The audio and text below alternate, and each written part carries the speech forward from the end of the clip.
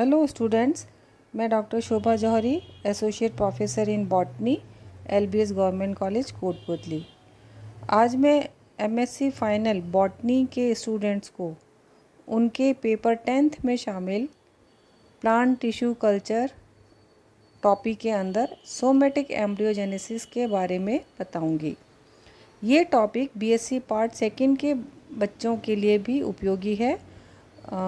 कुछ limited extent तक उनके भी कोर्स में ये शामिल है। तो देखिए, सोमेटिक एम्ब्रियोजेनेसिस होता क्या है, सबसे पहले इसे हम समझ लेते हैं। देखिए, एम्ब्रियो फॉर्मेशन होता है जब किसी मेल एंड फीमेल गैमीट का फ्यूजन आपस में होता है और रिजल्टेंट जाइगोट के फर्दर डिवीजन से जो टिश्यू बनते हैं, जो सेल्स बनते हैं, उसी से एम्ब्रियो फॉर्मेशन होता है। तो embryo formation male and female gamete के फ्यूजन के पश्चात होता है। लेकिन अगर ये गैमीट्स के फ्यूजन के अलावा किसी सेल से एम्ब्रियो फॉर्मेशन होगा तो उसे हम सोमेटिक एम्ब्रियोजेनेसिस कहेंगे। सोमेटिक सेल्स उन सेल्स को कहते हैं जो कि सेक्स सेल्स या मेल एंड फीमेल गैमीट के अलावा जो सेल्स होती हैं वो सभी सेल्स सोमेटिक सेल्स कहलाती हैं। प्लांट के अंदर इन सोमेटिक सेल्स को वेजिटेटिव सेल्स भी कहते हैं। तो जो सेक्स सेल्स नहीं हैं किसी भी प्लांट बॉडी में या एनिमल बॉडी में, उन सेल्स के अलावा जो भी सेल्स हैं वो सोमेटिक सेल्स कहलाती हैं। और इन सेल्स से अगर एम्ब्रियो फॉर्मेशन हो जाता है, जो कि हम आर्टिफिशियली इन विट्रो कंडीशंस में करेंगे, तो उसको हम सोमेटिक एम्ब्रियोजेनेसिस कहते हैं। तो देखिए, ये बात हुई कि सोमेटिक का अर्थ क्या होता है। Embryo production is a characteristic feature of flowering plants. Flowering plants का एक ये कैरेक्टरिस्टिक फीचर होता है कि इनमें फर्टिलाइजेशन के पश्चात एम्ब्रियो प्रोडक्शन होता है। हाउएवर सच स्ट्रक्चर्स या embryoids have also been artificially induced in cultured plant tissue besides zygote। Cultured plant tissue में भी इस प्रकार के एम्ब्रियोइड्स को इंड्यूस किया जा सकता है। Somatic embryos called embryoids are similar to zygotic embryo या seed embryo, except they originate from somatic cells and larger in size। Somatic embryo, जिनको कि हम एम्ब्रियोइड्स भी कहते हैं, ये ज़ाइगोटिक एम्ब्रियो के समान ही होते हैं या जो एम्ब्रियो सीड के अंदर होते हैं उनके समान ही होते हैं, एक्सेप्ट इनका ओरिजिन सोमेटिक सेल से होता है एंड ये थोड़े लार्जर साइज़ के होते हैं।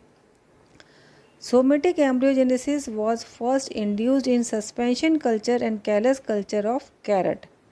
सस्पेंशन कल्चर क्या होता है ये आपको मैं पिछले लेक्चर्स में बताया था मैंने। जब हम किसी न्यूट्रिएंट मीडिया में सॉलिडिफाइंग एजेंट नहीं डालते हैं तो जो लिक्विड मीडियम होता है उसी को ही हम सस्पेंशन कल्चर करते हैं। अर्थात लिक्विड मीडियम में जब हम कल्चर करते हैं तो वो सस्पेंशन कल्चर कहलाता है। तो सबसे पहले कैरेट में इस प्रकार का सोमेटिक एम्ब्रियोजेनेसिस सस्पेंशन कल्चर्स द्वारा इंड्यूस किया गया था। Somatic embryogenesis can be initiated in 2 ways, by inducing embryogenic cells within the pre formed callus, या दूसरी तरीके से directly from pre embryonic determined cells without callus which are ready to differentiate into embryoids. अर्थात जो कि callus बनता है tissue culture में, उन कैलस को की सेल्स को भी इंड्यूस करके एम्ब्रियोजेनिक सेल्स में कन्वर्ट किया जा सकता है, या किसी प्लांट पार्ट की प्री एम्ब्रियोनिक सेल्स को भी हम एम्ब्रियोइड्स में कन्वर्ट कर सकते हैं जो कि इस तरह से डिफ्रेंशिएट होने के काबिल हों। पहले केस में, अर्थात इन फर्स्ट केस जहाँ पे embryoids are initiated in callus from superficial cell aggregates where cells contain a larger vacuoles, dense cytoplasm, large starch granules and nucleus. पहले केस में कैलस से एम्ब्रियोइड को इनिशिएट किया जा सकता है और ये जो कैलस होता है इनकी सुपरफिशियल सेल एग्रीगेट्स में, जिनमें कि उन सेल्स में जिनमें लार्जर वैक्यूल हो, डेंस साइटोप्लाज्म हो, लार्ज स्टार्च ग्रैन्यूल हो एंड लार्ज न्यूक्लियस हो, वो एम्ब्रियोइड इनिशिएट करने के लिए बहुत उपयुक्त होती हैं। एम्ब्रियोइड बनाने के लिए 2 न्यूट्रिशन मीडिया रिक्वायर्ड होते हैं। पहले मीडियम में ऑक्सीजन आवश्यक होती है जिससे कि एम्ब्रियोजेनिक सेल्स इनिशिएट हो सकें, जबकि इन पहले कल्चर से प्राप्त हुई सेल्स को जब हम दोबारा सब कल्चर करते हैं तो उसमें ऑक्सीजन नहीं डाला जाता है या बहुत ही रिड्यूस्ड लेवल में ऑक्सीजन डाला जाता है, जिससे कि एम्ब्रियोनिक सेल्स को एम्ब्रियोइड्स या प्लांटलेट्स में हम डेवलप कर सकें।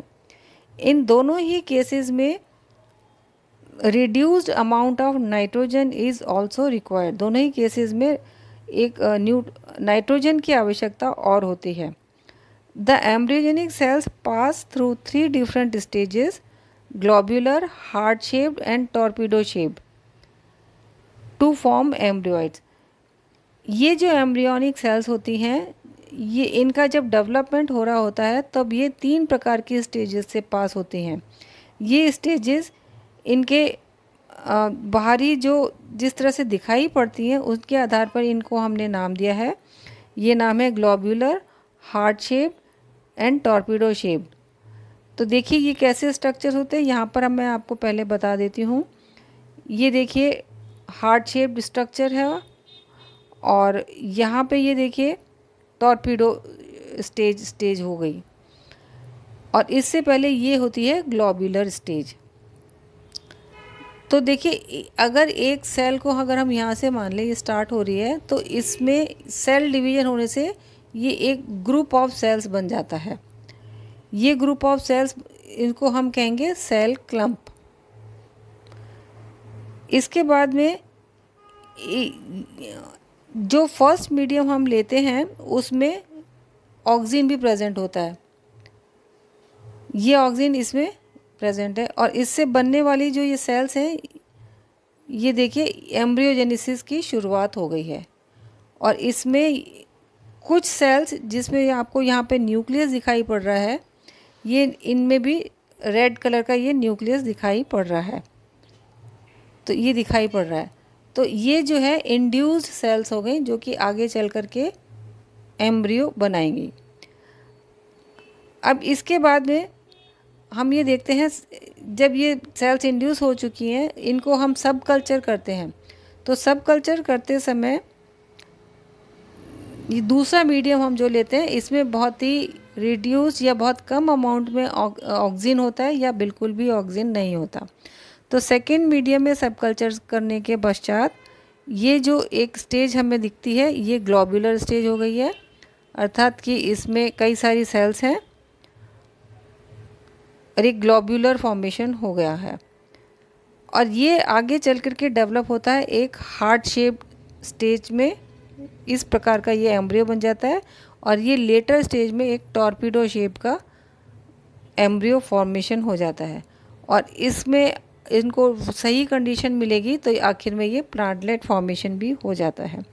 तो देखिए ये डिफरेंट स्टेजेस हैं एक आर्टिफिशियल कंडीशंस में एम्ब्रियो के डेवलपमेंट के लिए। अब देखिए these embryoids can be separated and isolated mechanically by using glass beads. When embryos reach torpedo stage, they are transferred to filter paper bridge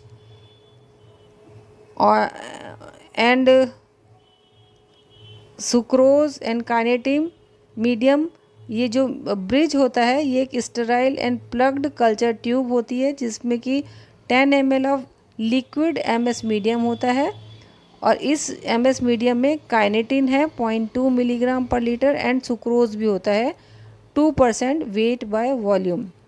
और ये जो ब्रिज होता है ये वॉटमैन नंबर 1 फिल्टर पेपर से बनाया जाता है और इसको एज ए ब्रिज की तरह काम में लेते हैं। तो इस तरह से ये एक एम्ब्रियोइड फॉर्मेशन किया जाता है। Some plants in which somatic embryogenesis has been induced are Atropa belladonna, Brassica oleracea, Carica papaya, Coffea arabica, Citrus sinensis, Daucus carota, Nicotiana tabacum, Pinus ponderosa and Saccharum officinarum. तो इन सभी प्लांट्स में artificially induce करके somatic embryogenesis करके embryo प्राप्त किए जा चुके हैं। तो इस तरह से आपको समझ में आया होगा कि आर्टिफिशियल कंडीशंस में अर्थात फ्लास्क के अंदर न्यूट्रिएंट मीडियम में हम प्लांट के किसी पार्ट से एम्ब्रियो जनरेट कर सकते हैं। इसमें जो मुख्य रूप से आवश्यक चीज़ है वो फर्स्ट मीडियम में ऑक्सीजन है, जबकि लेटर स्टेज में ये इसकी आवश्यकता नहीं भी होती है। तो बच्चों आपको समझ में आया होगा कि सोमेटिक एम्ब्रियोजेनेसिस क्या होता है।